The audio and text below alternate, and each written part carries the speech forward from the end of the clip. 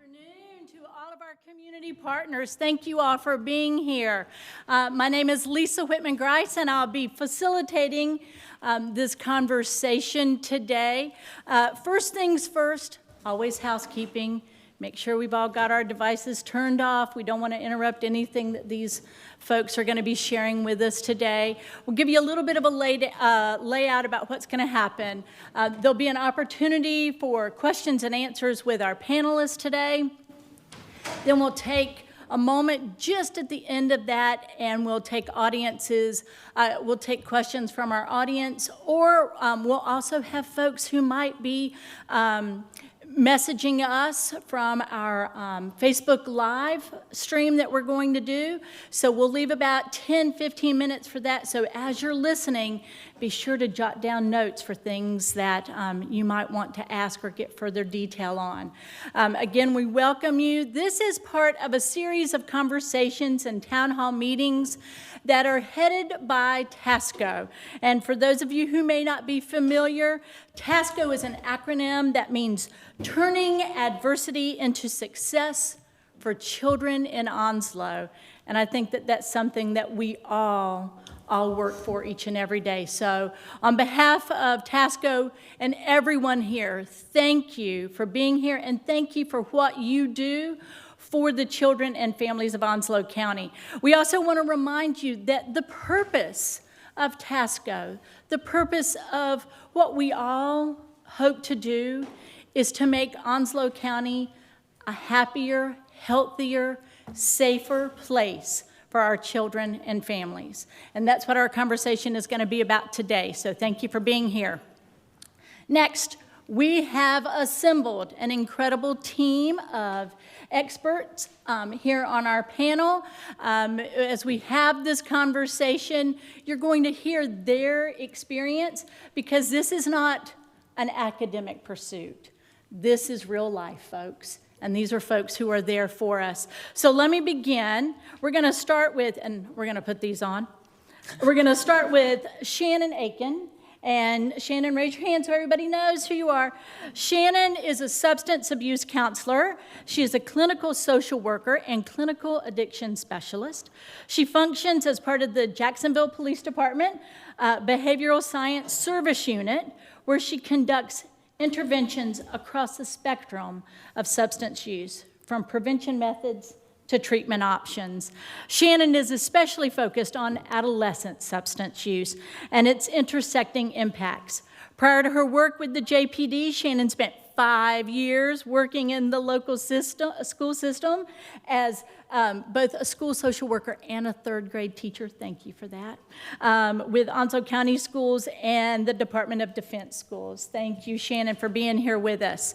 We also want to introduce Dr. Susan Jensen. Dr. Susan Jensen is a pediatric nurse practitioner with over 19 years of experience caring for children birth to 18.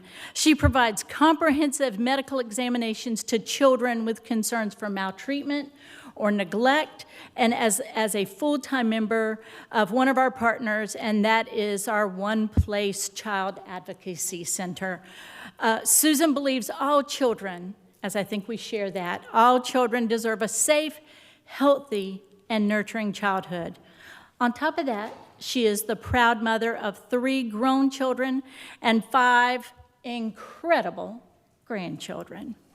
We're going to introduce next Amy Small. Amy, raise your hand so everybody. Amy is the lead health educator at the Onslow County Health Department. And in that capacity, she's also the team lead for the CHAT. And CHAT is Community Health Advisory Team. And as Amy shared with me, her raison d'etre, Amy's purpose, is to be that bridge connecting resources and the community and making those connections. So thank you, Amy, for that. Amy has a master's in public health. She has 20 years working in the medical field, including a year and a half working with vaping prevention. And Amy is also the mom of 3 teens. 15, 16, 18, did I get that right? Yes. Okay. All righty. Next, we're going to introduce Deputy Robert Winters. Deputy Winters He kind of stands out in the crowd, right? Deputy Winters has 17 years in law enforcement with the Richlands Police Department and the Onslow County Sheriff's Office. Deputy Winters has worked in patrol, investigations, and as a school resource officer, you might hear us say SRO, obtaining the rank of Patrol Officer 1, 2, Corporal, and Sergeant while at the Richlands PD. Deputy Winters has served as a school resource officer for 4 years at Dixon High School and at Richlands High School. Thank you, Deputy Winters, for being here. And certainly last but not least, we have Kelly Knapp. And Kelly, I'm going to use all these wonderful letters at the end because this is so key to who you are and your experience. Kelly, LC, MHC, LCAS, and CPS, is a licensed clinical mental health counselor, a licensed clinical addiction specialist, and a certified substance abuse prevention specialist. She's licensed by both the North Carolina Licensed Clinical Mental Health Counselor Board and the North Carolina Substance Abuse Professional Practice Board. She's worked in substance misuse prevention for the past 24 years in Onslow County, focusing on underage drinking, underage tobacco prevention, and vaping, among other issues. Kelly also serves as the co-chair for the Coastal Coalition for Substance Misuse and Prevention, which is a 5-county DFC-funded coalition dedicated to substance misuse and prevention. And she is a governor-appointed member of the North Carolina Commission for Mental Health, Developmental Disabilities, and Substance Abuse Services. She sits on the Onslow County Juvenile Crime Prevention Council, representing the substance professional category. I think you'd all agree this is a dream team here to share these stories. So thank you all for being here. Are you ready? Okay. So we're going to get started here. We're going to have a conversation today and hearing from these incredible panelists. And we're going to start with Deputy Winters with the fundamentals. We're talking about vaping especially among our youth. And so, Deputy Winters, help us understand, what is a vape? So a vape is, as you see what I have along here, just to let you know, all these vapes in the bag that I have has been received from students from Richlands High School. So a vape as itself is a rechargeable instrument that has nicotine or THC liquid inside of it, which a heating element heats up the liquid vapor, makes it a vapor. The person puts their mouth on it, inhales it into their system, then obviously exhales the vapor that has been charged from the inside of the vape. And you have like a variety. Yes. So most of these are a nicotine, except for these two are THC. All right, and we're going to get a little more involved in that conversation as well. Dr. Susan, we see these, and you might not even imagine that that is the device that it's intended for, but we really want to understand from you the chemicals that are within these containers. Deputy Winters talked about the mechanics that's vaporizing, but what's it vaporizing? So vaporizing is kind of a misleading term that I think the tobacco company probably came up with, because really what happens is it turns into an aerosol, not just a vapor. And an aerosol you think of more like hairspray or cooking spray. So it's that kind of a consistency that people are inhaling into their lungs. And the chemicals that are in that aerosolized thing after it's heated, there's some that we know of and some we don't. So nicotine, which is an insecticide, is highly addictive. That's in almost all the vapes, including the ones that say they don't have nicotine in them. Most of them really do. And they can have a very high quantity of nicotine in a very small thing, like one little pod can be the same as a whole pack of cigarettes. So you can get a big hit of nicotine in a short amount of time with these because it's concentrated. They also have chemicals like diacetyl, which is one that causes a specific lung disease. Diacetyl is something that they put on microwave popcorn to give it that kind of buttery flavor. Well, it's FDA approved to go in your gut. It's not FDA approved to go in your lungs. And the people that make that kind of microwave popcorn, they've had multiple people in those factories get sick with this lung disease because they're inhaling what they're manufacturing. So we're giving that to our kids, and, you know, we're not giving it to the kids. They're finding it somewhere, and they're inhaling it into their lungs. So all of these things can cause a lot of damage. They also have metals in them, like nickel, tin, lead, and we don't know a lot of the stuff that's in them. The flavorings that they put in them to make them, you know, smell good and taste good, those flavorings are meant for your gut, not for your lungs. And so we don't even know the full extent of damage yet, because vaping is fairly new, that can cause, this can cause to our children over time. You know, I find it really fascinating. You talked about that the flavoring is FDA approved, but what about anything else? No. And the FDA, the flavoring is not FDA approved to go in your lungs. Right. Yeah, just into your gut. But yes, none of these things are FDA approved, especially for children. Thank you. So as an SRO, Deputy Winters, I mean, these are devices you've confiscated, you found? So they were found on students during like when the admin at the school receives a report from another student or they see it. We've actually seen staff members where students are hand-to-hand exchange, but these are found in book bags, pockets, jackets, also on the person itself, because our children today have learned that our admin are not able to search, obviously inside, so we have boys to tuck them in between their legs, and we have girls who tuck them in their waistbands and inside the top of their body.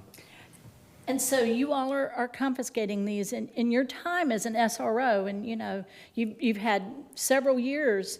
What are the trends you're seeing? Are you seeing increases? Are you seeing creativity in hiding, you know, camouflaging? What are you seeing?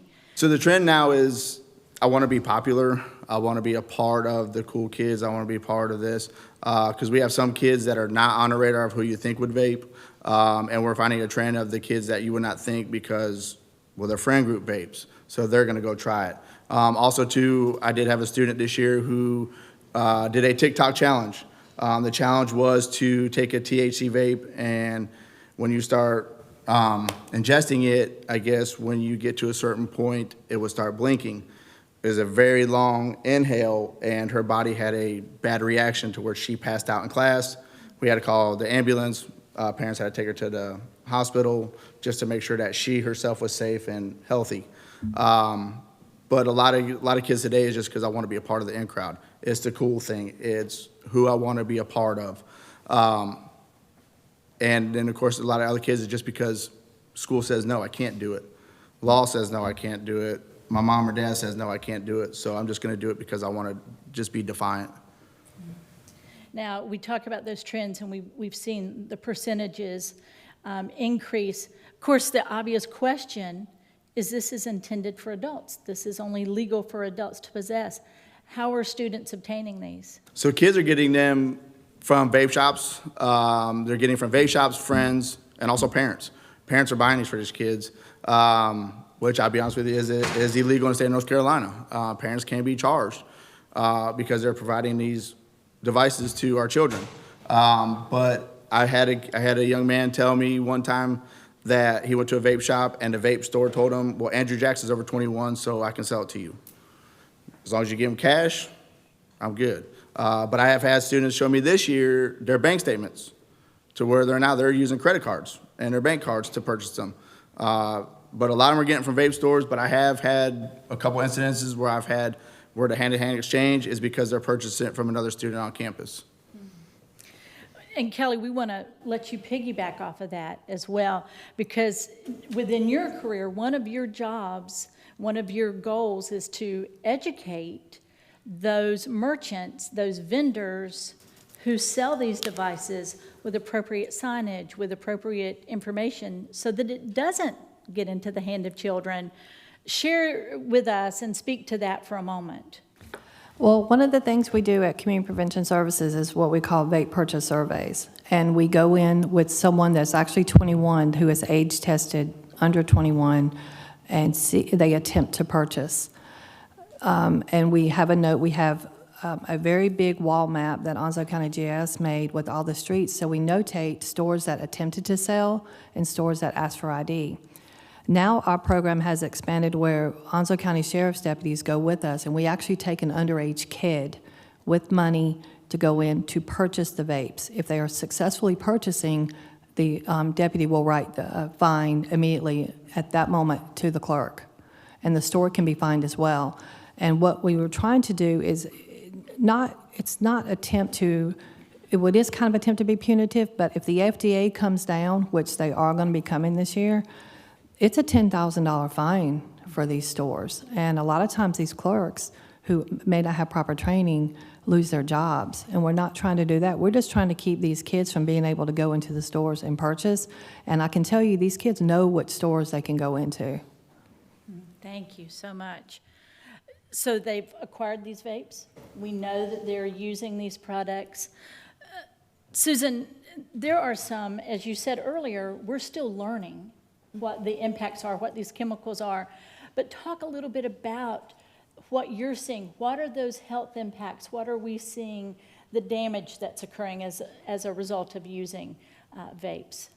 So immediately, within 20 seconds of taking a vape and getting that nicotine into your system, it hits your brain, and it increases your heart rate, it increases your blood pressure. It's a stimulant. It can also do some things that kind of make things a little easier for kids. It might decrease your anxiety a little bit, so you feel less stressed. All of this kind of feeds into becoming addicted to these substances.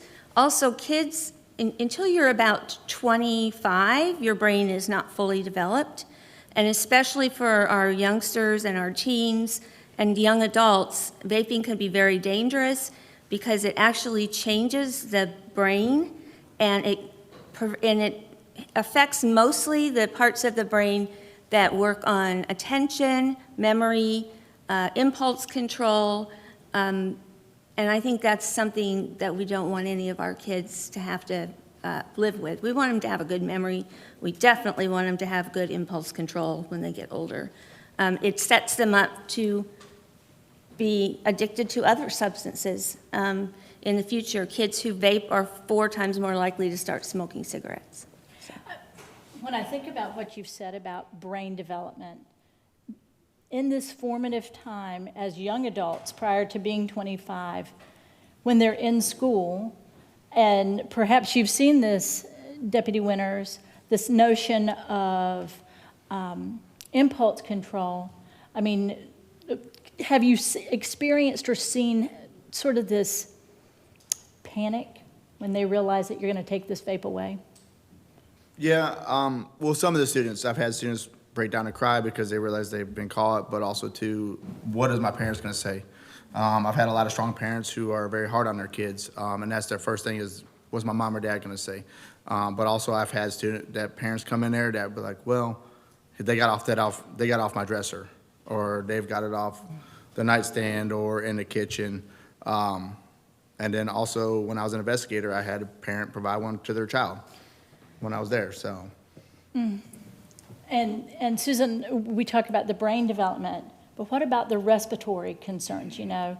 We think about our children and allergies and asthma. We see that so prevalent, especially in our sort of natural environment here. How does it impact respiratory concerns with children or create damage? It can definitely make asthma worse, and we have a high population of people in our community who have asthma, so it definitely can be more dangerous for them. In general, it can cause a lot of coughing as well. That can be a sign that people are vaping when they're coughing a lot. Sometimes a chronic cough that they can't seem to get rid of. There's a specific lung disease out there. I think it's called EVALI, e-cigarette vaping associated lung infection. I don't know. I can't remember what the I's for. But it's a really dangerous disease. It's killed about, in 2022, it had killed almost 70 people. I don't know what the number is now. And it had infected like 20,000 people. And it really is a serious condition that kind of just destroys your lung tissue. So even the people that survive have lifelong lung problems afterwards. And that is because of the way that is made and the chemicals that they're inhaling into their lungs. Thank you so much. Shannon, we're going to turn to you now. We've talked about the experiences of our SRO and what he's encountered in the classroom or in the school, and Susan as a care provider. But, you know, as a parent or as a guardian or a teacher, perhaps, what are some signs of adolescent substance use? What are we looking for? Because this is a pretty clever little device, right, that we can hide. What are we looking for? Absolutely. So in broad terms, we really want to be vigilant in looking for deviations in adolescents' typical functioning. And with that, it's important for us as educators, as mental health professionals, as any individual, a parent, any individual encountering an adolescent, to be mindful and really be perceptive into looking at what are they exploring on the internet, what do they have on their person, because not only do we have these products that are now coming out that are appealing to teens, they now have accompanying products that are designed specifically to hide those items as well. Just like Susan mentioned as well, in terms of those physical health signs, we can begin to see common flu-like symptoms, excessive coughing.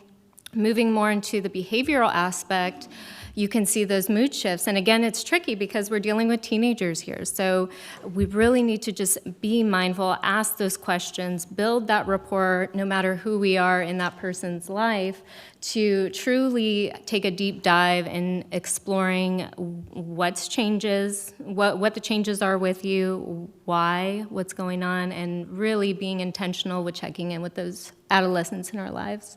Okay. And I want to piggyback again with Kelly. As a parent or a guardian, from that perspective, you know, if someone found out that their child or suspected that their child was vaping, what do you advise us? How do you guide us through that process? Because the mercurial nature of a teenager and how we approach it. Well, the very first thing I would say to a parent is do not freak out on your kid. And the reason why I say that, because the minute you do, they're not going to tell you anything. They're going to shut down. So you have to approach it from a perspective of trying to figure out why they've started vaping. The number one thing I would say to do is, know who your child's friends are, because chances are the influence is going to come from their friends. Know what kind of social media, video games, movies they're watching, because that's a big influence as well. But if you do, discover that your child is vaping, first of all, ask them why. And I guarantee at first they're going to say they don't know.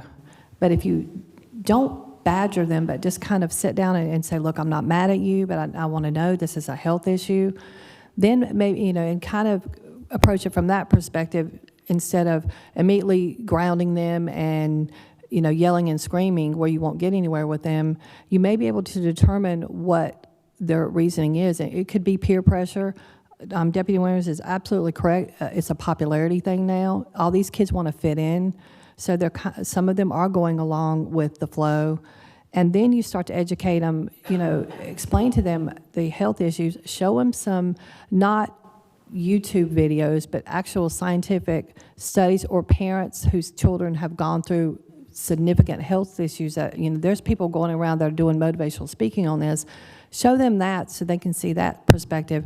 And then, and then from there, try to go into perhaps maybe a treatment program or whatever. I'm not talking inpatient, but there are programs out there that work on that. But you need to know why they're using first, because if it's an anxiety issue, they need counseling. If they're being bullied, that needs to be addressed, and then go from there. But my first thing would say, do not start yelling and screaming, which is hard because as a parent, that's what we automatically do instantly. Right? I mean, your first response is because you're concerned, right? Fear comes out, right, as a parent. Shannon, I'd love for you to talk about your perspective on the why. What are you hearing? Absolutely, and in my work in the middle schools especially, I've seen the greatest point of vulnerability is when we have that intersectionality between what's underlying the substance use. Is there mental health? All of our adolescents have undergone that trauma of experiencing COVID and how that's impacted their relationships, how they interact with individuals, feelings of isolation, and how they're proceeding through their academics. So really being sensitive to the underlying causes and on a case-by-case basis, having the patience and the wherewithal to sit with that child and explore what happened to you. Because substance use, in my opinion, does not exist in a vacuum. There's so many of those intersecting causes that really take time and patience and a strong relationship with that individual to explore. We also have, and we talk a lot in TASCO about our adverse childhood experiences. Let's go back and explore truly what intersections are affecting this child that is leading to the substance use potentially. Thank you. I appreciate that. So now we want to talk about building some skills. Both you and Kelly have talked about this outside of our conversation here today. But you talk about protective factors. You know, what are those skill sets that we all lean into when that bear's coming at us, right? In obstacles, challenges, issues. Talk about what it means to build those and what that looks like. Of course. Well, I don't think I have to do too much explaining of what a protective factor is because we are all that for an adolescent here in this room. A lot of us interact with youth on a daily basis, and truly for a youth to have that one stable adult individual to rely on, to wrap them in whatever they need and to know that they have their best interest is an example of a protective factor. It's truly any characteristic that can buffer that adolescent from any sort of risk. So that could possibly be, I hear a lot, sports. It can be really strong family connections. It can be that one teacher that always believes in them, that they know that they can speak to, that school social worker, that school counselor. And truly, the more protective factors that an individual has, the greater likelihood that they will go on and be a positive success. Thank you. And sometimes we don't even know we have those until somebody reaches in and helps us, right, and pulls that out. And Kelly, I want to turn to you about that as well, this idea of coping mechanisms. Once we sort of encounter or realize that our child may be vaping or have other concerns, in terms of then that intervention step, what are things that you advise people, guide people through in terms of coping and dealing with these issues? Well, I think for one thing, it would be very helpful to know how long the child has been vaping, because that's going to determine whether this is at an intervention stage or at a treatment stage. If they've been doing this for quite a few months, the chances are they're addicted to the vape, especially with the amount of nicotine in a lot of these vapes. So I would suggest a program. There's quite a few. Not on Tobacco is a really good one, and we're actually getting ready to start that back up, and it's like 9 lessons, but it's actually a vaping cessation. It's started with tobacco, but they adapted it to, since vaping became such an issue, and that's for kids, but it's designed for kids ages 14 to 19. Another thing is there's an online site called This Is Quitting, and it's a text messaging program that helps kids. It sends them text messages throughout the day to help them to quit as well. It's very motivational. And if the kid's in the intervention stage, you know, where they may have just started, they've tried it a couple of times. Once again, after you determine the why, find other things to pique their interest. Get your kid involved in something that they like to do. Not that you want them to do, but something they like to do. Because some parents, for example, are very into sports, but their kid is not. So don't force your kid to do something because they're not going to do it. Find their interest. We have a very good community program here that does community theater. If your kid's a drama king or queen, put them in that. They might flourish at it. Skateboarding, riding a bike. There's a bike trail here. Get them involved in swimming or tennis, or if they do like sports, figure out what sport they like, that kind of thing. Volunteering, if they're teenagers, they can also earn SAT hours. That's a good thing. Any journaling, which seems so, easy to do. It's harder for kids. They hate to write. But once they start doing it, they really can pour their thoughts into, the journaling. Have them start drawing, or even have them, hey, write me a book. And I had a kid that did that, and now they want to be a writer. They want to go to college for writing. So, anything that can stimulate their mind other than video games all day long, because some of these video games, they're actually vaping in the games. So that's going to not be helpful. And if you find out what your kids' triggers are, were they vaping, you want to steer them away from anything that may trigger them. I am listening to you talk about volunteerism. We all know that when we help others, we really help ourselves, right? So, Amy, we're going to turn to you now because I feel like we've left you out a little bit, but we want you to bring it home for us, if you will. And we've saved you for last because you lead a program with our Onslow County Health Department that is called Catch My Breath. But we want some details because this is really something that's available not just for parents, but for organizations. So I'd love to know what is Catch My Breath, but really what the origin story is of that program. So Catch My Breath was actually let me back up. Catch was started back in the 1980s, and their whole program, they have wellness from dental to physical activity, a lot of kid-oriented programs. Catch My Breath focuses on 5th to 12th graders in vaping prevention. It is a 4-session program. Each session lasts about 30 to 45 minutes, depending on how talkative and how engaged they are. Can be taught, ideally it is taught once a week for 4 weeks in a row. But it can look like any number of things. It can look like it's done all in one day. We do that with some of our community partners because that's what looks best. It is an evidence-based program. It aligns with the National Common Core standards. It aligns with some other national and state health education standards. I'm not a health educator, but I definitely have a packet that says all the 3.2 whatever standards it aligns for. Teachers understand that language, so I have that for them if that's helpful, aligning with PE. Right. Or science. I think they align it with PE, science, English, a couple of other ones. And I'm curious, we've talked about teens, right? And you've said this is for 5th to 12th graders. Correct. Do we bring all of those ages together? I'm always curious about classroom setup and the personalities of a 10-year-old versus a 17-year-old and what that might look like.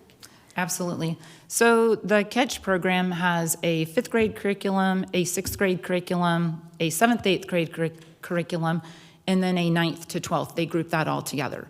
That being said, depending on your group that you have sitting there at the table, I used to say if I can get a group sitting there, I'll teach them about it and wrap it all together, but they actually don't have to sit there because that doesn't work anymore. So as long as they're crowded in an area, not running away from me, we can adapt it to them. We partner with youth services when we go out there. They're middle school to high school, so we teach the 7th, 8th grade curriculum, feeling like that wraps around all of them. And it's better to me, at least, to teach on a little bit lower level. It's going to be grasped a little bit better than teaching over them.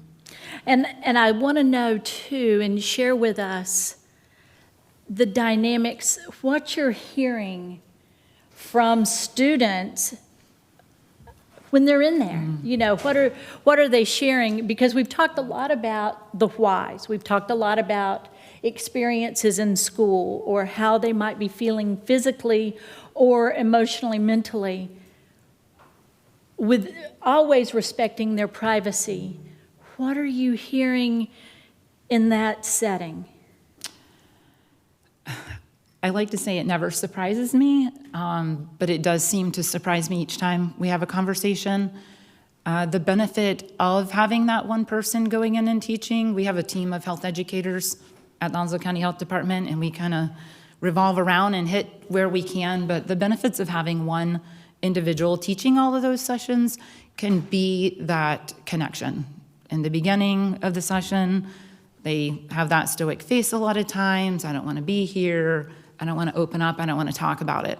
But a lot of times by session 4, and I did say 4 sessions, 30 minutes each, but if you're having good conversations within that time, it can go for a bit longer.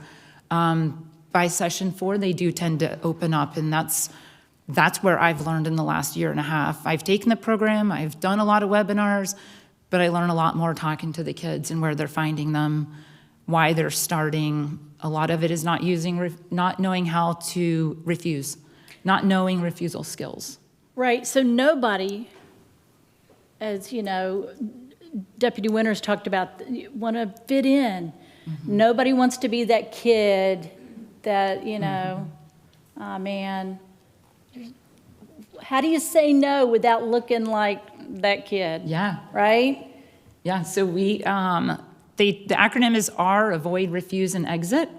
And we like to talk to them about, you may think you're gonna say no, that may be your plan, but it's great to have another idea in your back pocket. Another idea of refusing. What is your why? We talk about that. What is your why? Is it sports?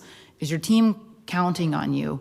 Getting some kind of vested interest in personal to them that can help them. But we also then talk, that's when I normally say this is a great opportunity to have a conversation with your adult. Because there's things that I would tell my teens, if this is gonna get you out of an unhealthy, unsafe situation, you may say this, this, this, and this. So it's a great time to have that conversation with their adult in what is, throw me under the bus every single time.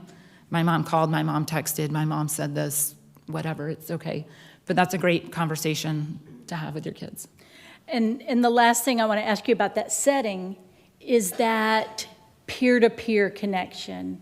You know, what's the influence of that 12th grader on that 9th grader? Because, you know, in that high school setting, right, Deputy Winters, we're crossing each other's paths.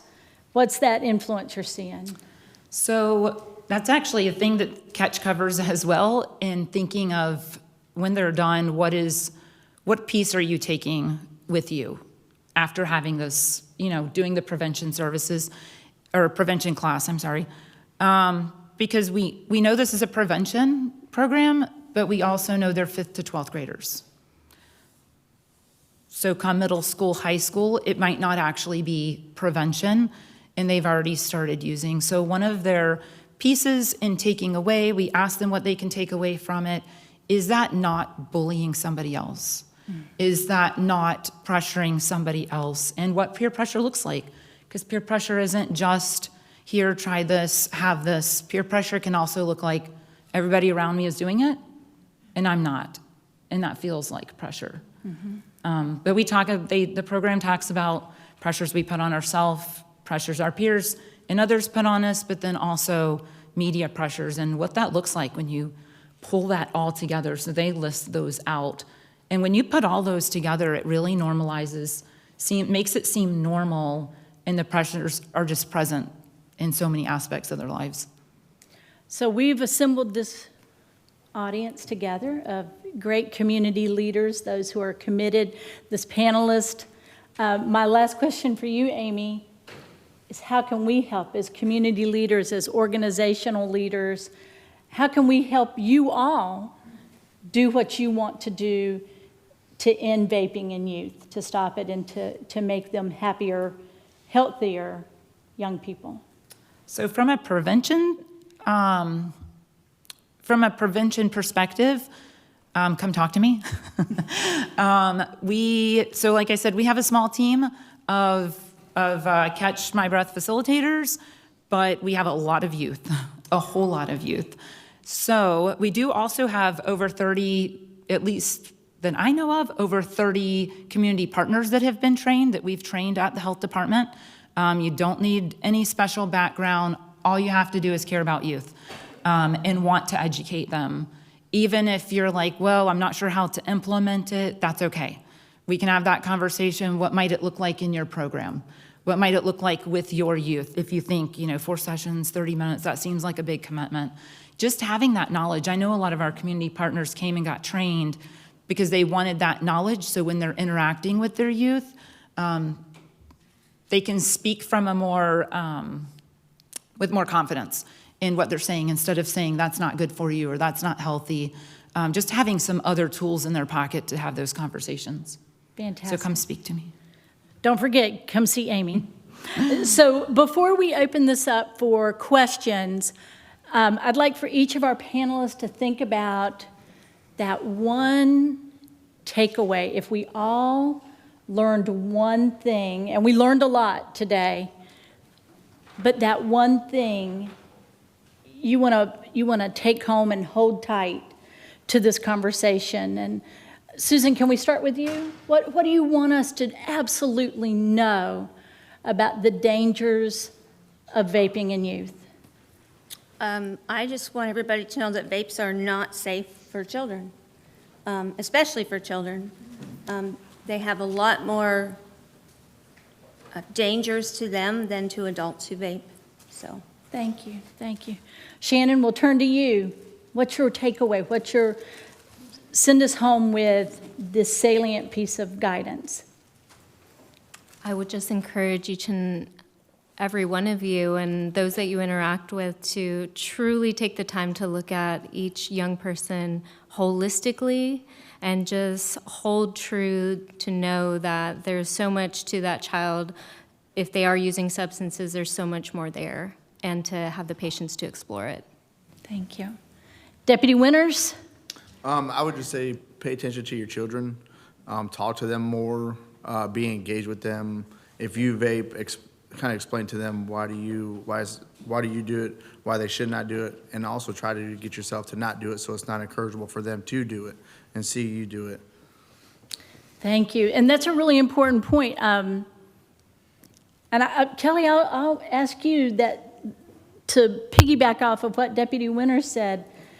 I'm the adult in somebody's life. I'm using that product.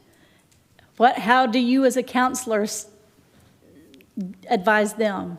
Well, one thing I would say, especially to parents who vape, if you're telling your kid they can't vape, they're watching you vape, it's going to fall on deaf ears.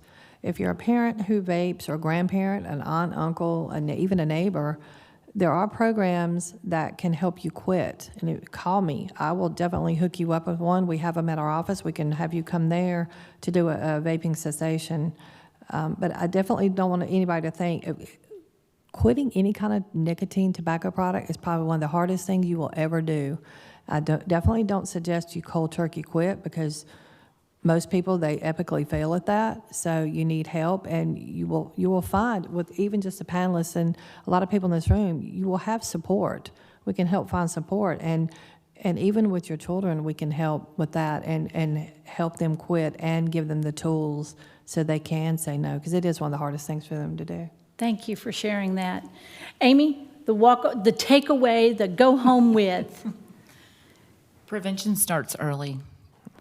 It starts early. It looks more like 5th and 6th grade. I mean, if you're at a high school level with high school kids, please, we still want to train you. We still want to come out and talk to your kids, absolutely. But it starts early. It looks more like 5th and 6th grade, especially from feedback that we've heard. Yes, it starts early, and those that we are able to get some information from. 8th grade is about the age when they said they've started. So we have to think before then. We have to be before the curve. Before the curve. Thank you. And Kelly, last takeaway thoughts for our audience, both our audience here and those who are watching on Facebook on our live stream. I just think that this is a problem that has really kind of flown under the radar to the last couple of years. And until we really started deep diving into it, we did not realize, even here in Onslow County, the magnitude of the issue. It is affecting kids. The middle schools are terribly inundated. The high schools are inundated. I think it's starting to trickle into the elementary schools. So I think the quicker we can get a handle on this, the better we're going to be as a county. Thank you so much. So now it's your turn. We've got folks with microphones. Kathleen, raise your hand there. And we've also perhaps received some that have texted in. So if you have a question or something you want to share, we'd love to hear from you. May I? Thank you. Hello. Hi. My name is Tessa. I'm with the Healing Place of New Harmony County. I'm just curious if these are the same devices that we're seeing malfunction when they're in use and exploding on people still. Susan, you want to take that one? Yeah, there have been multiple instances of children having these explode on them because they do contain the lithium-ion batteries. And so they have caused burns. Also, younger kids can get a hold of them, and because of how much nicotine is in them, they can have an overdose and get deathly ill from them. So in fact, nicotine poisoning, I mean, Yes, it's yes. poisonous. As you said earlier, this is an insecticide. Right. You wouldn't give your child a cup of poison, but that's basically what is happening. Thank you so much for that question. And we've got one over here. Right, raise your hand so she can see you. Do we get it? Okay. Any other questions or comments or experiences? Did we have one? Oh, we got on this side. We're going to move back. Sorry, Kathleen. We're going to run you around the room. Yeah.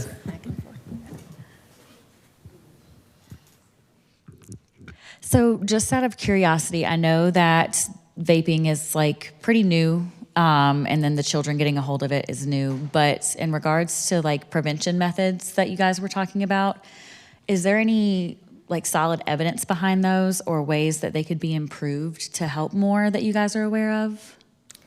You want to take that, Amy, because of the curriculum basis of this? Yes, I can start out. From the Catch My Breath perspective, it is evidence-based. The evidence-based portion was for the 7th to 8th graders. That was the initial push out of curriculum. And CATCH stands for Coordinated Approach to Child Health. And I should have started with that. That's when it started in the 80s as other programs. But the 7th to 8th grade curriculum is what rolled out first, and that is the evidence-based portion. And then they produced the other grades as they saw need for. So that's from the CATCH perspective. All right, very good. Anybody else want to add to that idea of, and we should explain, evidence-based is that data, right? That we come out on the other side. We've got hardcore numbers. We see results. We see impacts. Anybody else want to kind of speak to that? I will definitely say that any program that is grant funded has to use evidence-based programs, and if you're any working in any capacity with like the State Office of Prevention, you have to use an evidence-based program. And Catch My Breath is definitely evidence-based. The Not on Tobacco is evidence-based, and it's produced by the National American Lung Association. So anything that is going to be evidence-based you can use. It's going to definitely have proven results. Very good. Thank you so much. What else have we got? Any other? We've got one right over here. Hold your hand up high there so Kathleen can find you. Thank you. I just want to say that I think teaching children early on is important because when I was working with middle schoolers, they find them on the playgrounds and play with them, not like really understanding what it is and like put it in their mouths and stuff, not really knowing like, oh, that's bad. And I just think if we like teach them earlier, then they would know like, oh, that's not good. The earlier the better, right? The earlier the better. I think that deserves a round of applause. Thank you for that. I heard that. Thank you. Oh, we've got one over here, Kathleen. We're going to just, whew.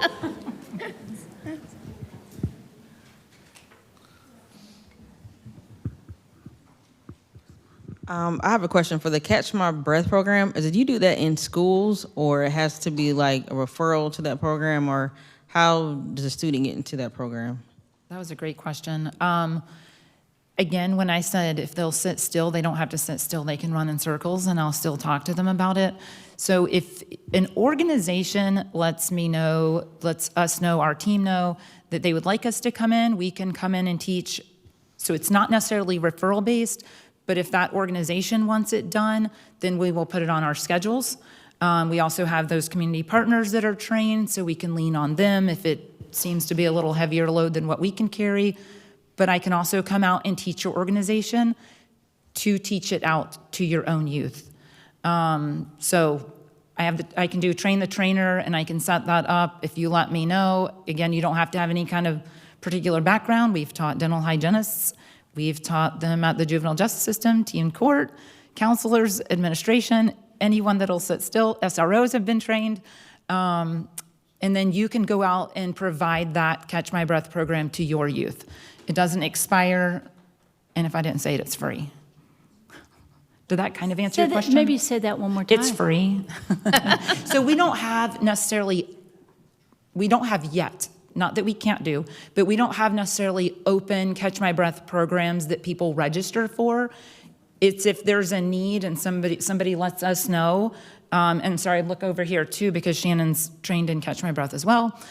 And so is my fabulous team right here that loves when I put them on the spot, just so you have a familiar face.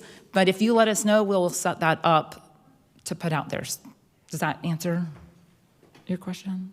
A little. So it has to be organization. It can't be like, my niece needs this program, and they talk to me. It has to be a part of an organization heading first. Talk to me about that.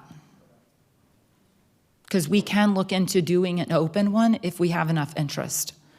Also, it can look like you only have this amount of time, and we'll say, okay, and we'll put it in this amount of time to get that education. We have gone out to organizations and done a 30-minute to a 1-hour presentation on vaping education, just to give those adults that information. If they don't plan on teaching it or don't have the capacity or ability to teach it, we can still give you some of that information and tools to speak with your youth. Very good. Thank you so much. Do we have another one? Oh, here we go, right here. Do we have any initiatives in Onslow County to educate parents and guardians to the dangers of these vapes? And do we feel like that would be beneficial too, in addition to offering the education to the kids? Because I know for myself, I'm a member of the SOAR team in Onslow County, and one of our trainings was on the vapes, and I had no idea the magnitude of these vapes. And so I think a lot of times maybe parents and guardians don't understand the dangers that lie within that either. So I will say that this is part of that effort, right? We're TASCO and its efforts. This is a series of public educational town halls that they do on a variety of topics. We're just scratching the surface with this conversation. And of course, we're going to have further conversation. Tandria, Kathleen, you all want to address that maybe a little bit for us? She has it. So TASCO has about 37 agencies that we all come together to form TASCO. And we have a wonderful work group who is designing the topics for town halls. So if anybody is interested in certain topics, of course, we will continue doing these. And we're going to try to do them quarterly, as long as there's a need for us to do these. Thank you so much for clarifying that. And of course, you have this abundant pool of resources within the community. I'm certain if there are parenting groups out there or church groups, share that with us, Amy. Sorry. No, add to. I may have been the one. I know I spoke on SOAR in one of the SOAR meetings about vaping education. I know our Region 8 tobacco director did as well. If you want training for parents or for workplaces, organizations, if you let the health department know, we can come out and do that training. We've done it at counseling offices. We've done it for some middle school staff. We've done high school staff. We've actually done an open one and didn't for parents, and we held it at the library with not a super great response. So getting that word out, and if we have a group that wants to do that, let us know. Build it, layers, layers and layers. As we're getting close to our last 5 minutes here, any more questions from the floor? We've got anybody else? So we'd love to ask our panelists, if you do offer a program, if you want to share your contact information or the best way to learn more, how do we reach you? And we'll start with you, Shannon. Yes, absolutely. So my position, along with a lot of the services that I offer through my position at JPD, is funded by the COSUP grant, the Comprehensive Opioid Stimulant Substance Use Prevention Grant. And we have an abundance of funds available for housing and treatment, as well as counseling for youth who are substance use connected. The best way to get in contact with me to learn more is to just shoot me an email at sakin@jacksonvillenc.gov. Okay, and we can reach you through Jacksonville Police Department. Yes, ma'am, absolutely. All right, straight path to Shannon. Yes. All right. Susan, at One Place, share with us a little bit, because you all are doing some big stuff, right? Big things going on at One Place. We do a lot of things at One Place. I don't know of any specific e-cigarette or vaping programs that we have, but we have a lot of educational programs for early youth educators, and on a one-to-one basis, every time we see children in the Child Advocacy Center, we are talking to them about vaping and the dangers of vaping. Fantastic. Thank you so much. And Deputy Winters, obviously, we're not going to text you directly, but the Onslow County Sheriff's Office is a tremendous resource in terms of public safety, education, and that community go-to. Just talk about that camaraderie for just a minute and how your Sheriff's Office is working on behalf of our community. So it's working very, very well. I mean, we're trying to get involved in anything and everything that we can, especially for our youth.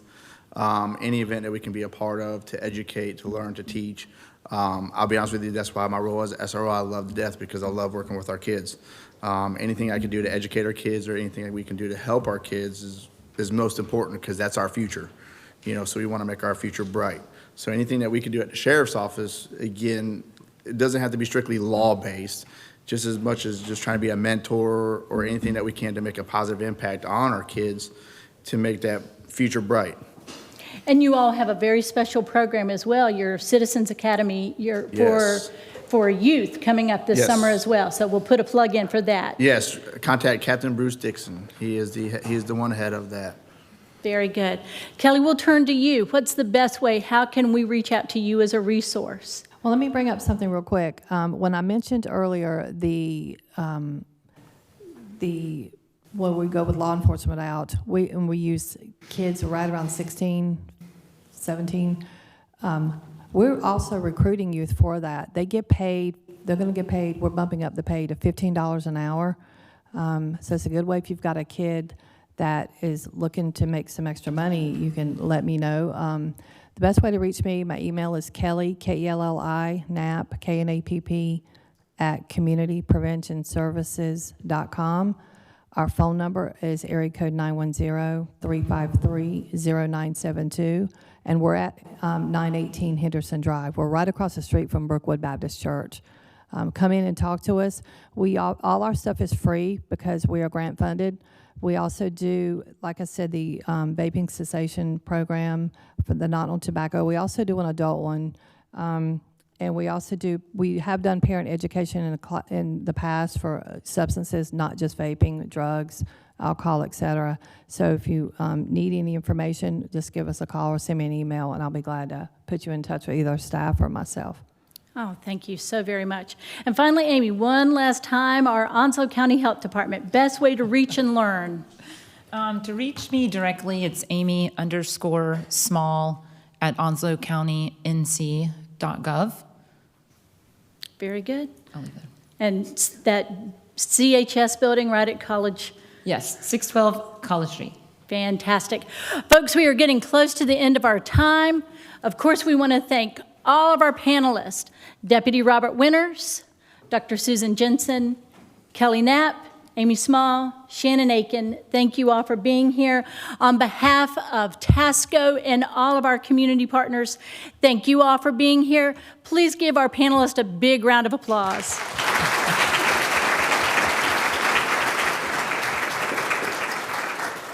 And in our last seconds together, be on the lookout for TASCO's next town hall.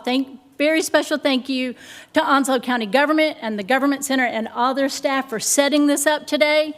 It's been terrific, and we're so glad you were here.